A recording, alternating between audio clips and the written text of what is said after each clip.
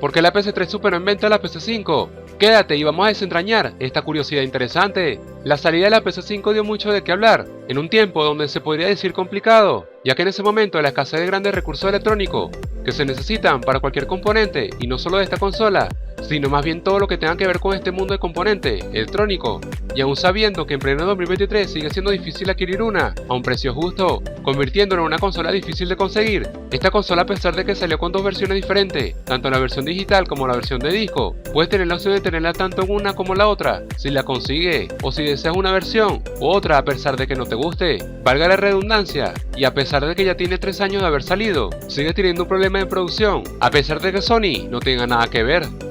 Gracias a esto, las consolas inferiores o hermanas menores de ellas sean más apetecibles para los consumidores, transformándolas en consolas en precio aceptable, en consolas con sobreprecio, por la alta demanda de la misma. Si consideramos que la PS5 no es una mala consola, sus ventas se multiplicarían, ya que el último reporte de Sony para julio del 2022 son alrededor de 25 millones de consolas vendidas, siendo una cifra un poco mala si se compara con sus hermanas menores, siendo la PS4 con alrededor de 118 millones de consolas vendidas, y ni esperar de la PS3, que ni más ni menos, la superó con más de 87 millones de consolas adquiridas. Todos sabemos lo complicado que se puso ese año, y más sabiendo que ya existía grandes escasez de componentes importantes, y que lastimosamente sigue habiendo hoy en día, pero a menor medida. Gracias a esto, Sony se tuvo que forzar la subida de precio de la consola, a pesar de que muchas personas se fueron en su contra, y no les quedó de otra que hacerlo a pesar de que serían sinónimo de crítica, cuando hoy en día hay terminales que superan más de $1.200, pero la gran diferencia es que si lo ponemos en una balanza, sigue siendo esta la única en precio en subir los precios de su consola, y tanto Xbox como Nintendo tuvieron que pronunciar mencionando que ellos no subirían